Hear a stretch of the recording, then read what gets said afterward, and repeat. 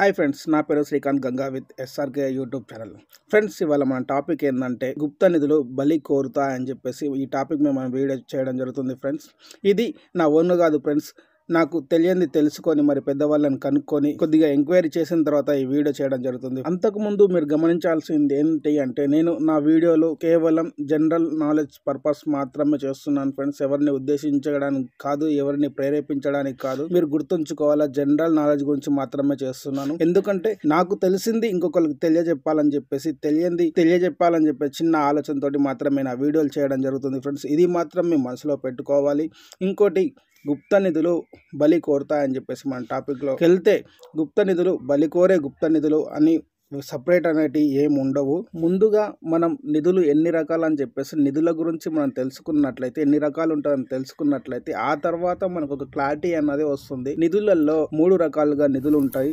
ఒకటి సాధారణ నిధి, అంటే ప్రజలు వాళ్ళంతటా వాళ్ళు ఇళ్లలో తవ్వి పెట్టుకునే, అప్పుడు బ్యాంకులు లేకుండే కాబట్టి ఇళ్లలో తవ్వి పెట్టుకున్నాయి, లేదా గోడల్లో పెట్టినాయి, ఏదో పుట్ట దగ్గర పెట్టినాయి, అలాంటి సాధారణ నిధులు ఫ్రెండ్స్. చోరా నిధి అని చెప్పేసి రెండో రకంది, అంటే దొంగలు తీసుకుపోయి ఒకరి దగ్గర దోసుకున్నది, దారి దోపిడీ చేసి లేదా ఇళ్లలో దొంగతనాలు చేసి వాళ్ళు తీసుకెళ్లేది గుహలలో కానీ ఎక్కడైనా పెట్టిన తర్వాత వాళ్ళు హఠాత్తుగా కానీ ఎవరైనా రాజావారు కానీ ఎవరైనా వాళ్ళ మీద అటాక్ చేసి ఒకేసారి ఆ గుంపుని హతమార్చినప్పుడు అది అక్కడనే ఉండిపోతుంది, అది చోరనిధి.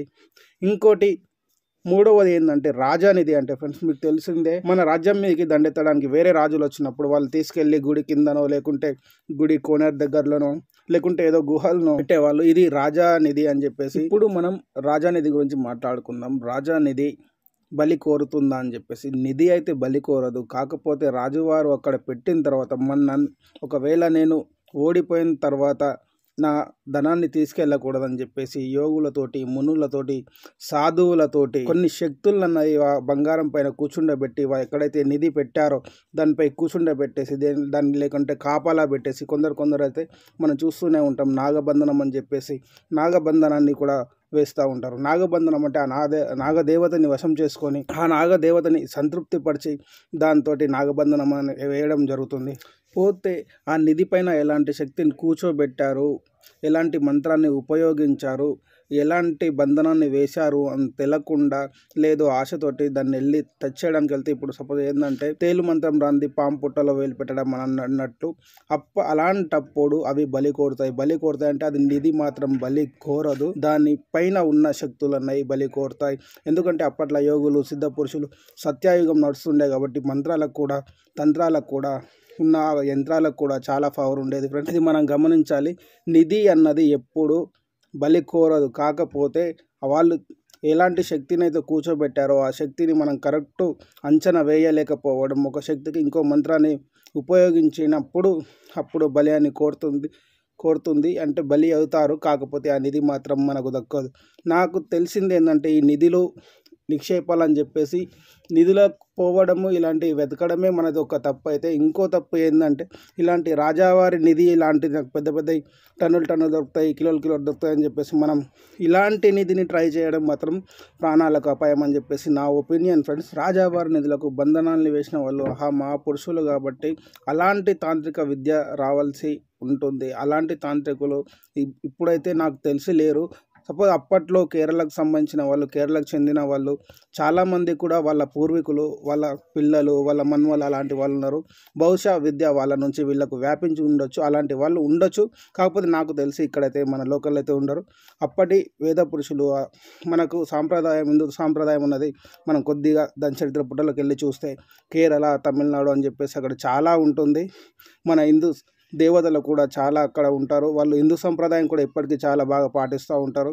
అలాంటి వారు ఆ నిధులకి శాంతి చేసేవాళ్ళు లేదా ఈ విద్య తెలిసిన వాళ్ళు కేరళకు ఉండొచ్చు అని చెప్పేసి నా ఒపీనియన్ ఫ్రెండ్స్. ఈ రాజానిధిలో అపాయము, ప్రాణహాని ఉంటుందని చెప్పేసి నేను ఖచ్చితంగా చెప్పగలను. పోతే వాళ్ళు బంధనాలు ఎలాంటి అది చేశారో అది పర్ఫెక్ట్ తీయలేనప్పుడు కంపల్సరీ నష్టం జరుగుతుంది. అలాగే నాగబంధనం కూడా అప్పట్లో చాలా వేరుగా వేస్తూ ఉంటారు. నాగబంధనాన్ని తీయడానికి వాళ్ళు శాసనాలు రాసి పెట్టుకునే వాళ్ళు. ఎలా అంటే ఒక రాగి పలక పైన కానీ ముద్రించుకొని లేదా తాళపత్ర గ్రంథాలు అంటాం, వాటిలో కానీ వాళ్ళు ఎలా వేశారో అని చెప్పేసి, బంధనం ఎడమ నుంచి వేశారా, పొడి నుంచి వేశారా అని చెప్పేసి ఆ నాగబంధనాన్ని వాళ్ళు రాసుకొని భద్రపరుచుకునే వాళ్ళు. అది కొందరికి ఆ విద్య తెలిసిన వాళ్ళకు ఆ రూపం చూడంగానే ఎక్కడ ఒక విగ్రహం గానీ ఏదైనా గానీ అక్కడ గుర్తుగా ఉంచుతారు. దాన్ని చూసిన వాళ్ళు, ఆ విద్య తెలిసిన వాళ్ళు దాన్ని చూసి ఆ ముళ్ళను చూసి అప్పుడు వాళ్ళు ఆ బంధనాన్ని ఎలా తీయాలి అని చెప్పేసి వాళ్ళకు ఆటోమేటిక్ గా ఐడియా వచ్చేస్తుంది. అది నాగబంధనానికి సంబంధించింది. అలాగే ఇంకా చెప్పుకోవాలనుకుంటే నాగబంధనం ఒకవేళ రాకపోతే గరుడ బంధనాన్ని వేసి కూడా ఆ బంధనాన్ని తప్పించడం జరుగుతుంది.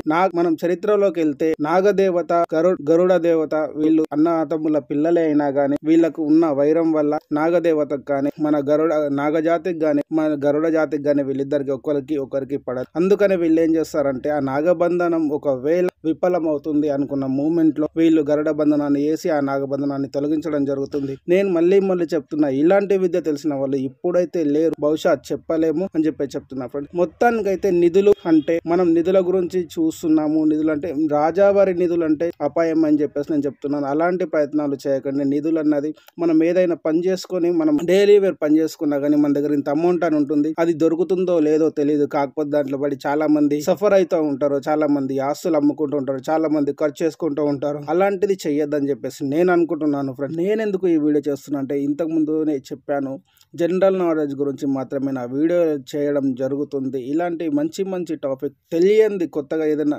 జనాలకు తెలియంది, పురాతనమైంది తెలియజెప్పాలన్న చిన్న ఆలోచనతో ఈ ఛానల్ పెట్టుకొని ఇలాంటి నిధుల గురించి, పురాతనం గురించి, అలాగే మన ధర్మం గురించి కూడా చెప్తాను ఫ్రెండ్స్. ఇంకా అంతవరకు నేను వెళ్ళలేదు అనుకుంటున్నాను. అందుకే జనరల్ నాలెడ్జ్ గురించి నేను ఈ వీడియోలు చేయడం జరుగుతుంది. ఇంకా మనం చెప్పుకునేది ఇంకా 2 టాపిక్లు ఉంది. ఎందుకంటే వీడియో లెంతీ అవుతుంది కాబట్టి ఆ టాపిక్లు మళ్ళీ నెక్స్ట్ వీడియోలలో పెడతాను. ఇంకా 2 టాపిక్లు ఏంటంటే సాధారణ నిధి, ఘోర నిధి అని చెప్పేసి ఈ 2 గురించి కూడా మాట్లాడతాను. మొత్తానికైతే ఈ రాజావారి నిధిలో అయితే రిస్క్ ఉంటుంది, ప్రాణహాని ఉంటుంది, బలి అన్నది కోరుతుంది. మనకు కరెక్ట్ మంత్రతంత్రాలు, యంత్రాలు రానప్పుడు మనకు ఏదైనా నిధి తీసే ముందు దిగ్బంధనం చేస్తారు. అలాంటి విద్య రానప్పుడు, అలాంటి విద్యలో చిన్న పొరపాటు వచ్చినా కానీ ప్రాణహాని జరుగుతుంది. అది నిధికి మళ్ళీ ప్రాణహాని జరిగిన తర్వాత నిధి వస్తుంది అని చెప్పేసి మీరు అనుకోకండి. అయినా రాదు, నిధి రాదు, ప్రాణహాని జరుగుతుంది. ఎందుకంటే వాటి శక్తులు అయితే ఏవైతే ఉన్నాయో ఆ శక్తుల వల్ల మనకు ప్రాణహాని జరుగుతుంది కాబట్టి ఆ నిధి అన్నది రాదు. మన నిధికి మనం డైరెక్ట్ ఇదైతే లేరు కాబట్టి కొన్ని నిధులు జంతు బలి కూడా కోరుకుంటాయని చెప్పేసి నేను కూడా విన్నాను. దాని గురించి కూడా నెక్స్ట్ వీడియోలో చెప్తాను. జంతు బలులు కోరుకుంటే ఎలాంటి జంతువుని కోరుకుంటాయి? మేకను కోరుకుంటాయా, గొర్రెను కోరుకుంటాయి, ఇంకెలాంటివి కోరుకుంటాయి? అలా కాకుండా జంతు బలి కాకుండా, నరబలి కాకుండా వాటి సమానంగా ఇంకో ఆయుధంతో కూడా వాళ్ళు ఇంకో మన పూజలు తెలిసిన వాళ్ళు తాంత్రికులు, మంచి తాంత్రికులు అయితే ఉండుంటే మంచి ఎలాంటి బలి లేకుండా, ఎలాంటి చెడు పూజలు లేకుండా కూడా నిధిని తీసే వాళ్ళు కూడా ఉన్నారు. అలాంటి వారు కూడా నాకు తెలిసి కేరళలో ఉండి ఉంటారు. ఎలాంటి బలి కాకుండా కూడా, ఎవరికి ఏ హాని జరగకుండా కూడా బలి ఇచ్చినంత సమానంగా కూడా ఒక ఐటమ్ని ఉపయోగించేసి వాళ్ళు అలా పూజని చేసి వాళ్ళు దానిపైన ఎలాంటి శక్తులు ఉన్నాయో వాటికి అలా శాంతి చేసి వాళ్ళు అలాంటిది నిధిని తీయడం జరుగుతుంది. అలాంటి వాళ్ళు కూడా ఉన్నారు, ఎలాంటి హాని లేకుండా తీసే వాళ్ళు కూడా ఉన్నారు. ఇది కూడా మనసులో పెట్టుకోండి. మొత్తం ఈ టాపిక్ మొత్తం చెప్పాలంటే ఇంకా నాకు లెంత్ అవుతుందని చెప్పేసి కామెంట్లు వస్తాయి. అందుకనే నేను ఇంకో వీడియోలో పెడదాం అనుకుంటున్నాను ఫ్రెండ్స్. తప్పకుండా నాకు సపోర్ట్ చేయండి. ఇంకా మంచి వీడియోలు మేము తీసుకొస్తూనే ఉంటాను. మళ్ళీ చెప్తున్నా, ఏంటంటే జనరల్ నాలెడ్జ్ గురించి మాత్రమే నా వీడియోలు చేయడం జరుగుతుంది, ఎవరిని ఉద్దేశించినవి కావు. ఇంకోటి, ఇలాగే నాకు సపోర్ట్ చేయండి ఫ్రెండ్స్. నా వీడియో టు వీడియో తీయడానికి చాలా టైం పడుతుంది. ఎందుకంటే నేను కరెక్ట్ పాయింట్ అనుకున్నప్పుడే నేను వీడియో చేయడం జరుగుతుంది. అందుకని నా వీడియో టు వీడియో గమనించండి. నేను కరెక్ట్ పాయింట్ అని అనుకున్నప్పుడే, లేదా దాని గురించి బాగా రీసెర్చ్ చేసిన తర్వాతనే, దాని గురించి కనుక్కున్న తర్వాతే మీ ముందుకు తీసుకురావడం జరుగుతుంది. ఎందుకంటే నేను చెప్పింది కరెక్ట్ ఉండాలి, ఆ పాయింట్ అనేది కరెక్ట్ ఉండాలి. చూసిన వాళ్ళు కూడా ఇది కరెక్టే అని చెప్పేసి నాకు సబ్స్క్రైబర్స్ పెరగాలి, నాకు సపోర్టింగ్ పెరగాలని చెప్పేసి నేను వీడియో టు వీడియో ఎంత లేట్ అయినా కానీ కరెక్ట్ తెలుసుకున్న తర్వాత ఏదో చూసిందో, విన్నదో, అడిగిందో నేను చెప్పట్లేదు. అన్నీ దాన్ని అడిగిన తర్వాత కూడా దాన్ని మీరు రీసెర్చ్ చేసేసి ఇది కరెక్ట్ అనుకుంటారా, నా సబ్స్క్రైబర్స్ ఈ వీడియోని పెడితే కరెక్ట్ అనుకుంటారా లేదా అని చెప్పేసి చిన్న ఆలోచించిన తర్వాత వీడియోలు చేయడం జరుగుతుంది ఫ్రెండ్. Thank you friend. నాకు సపోర్ట్ చేయండి ఫ్రెండ్. నా ఛానల్ సబ్స్క్రైబ్ చేయండి.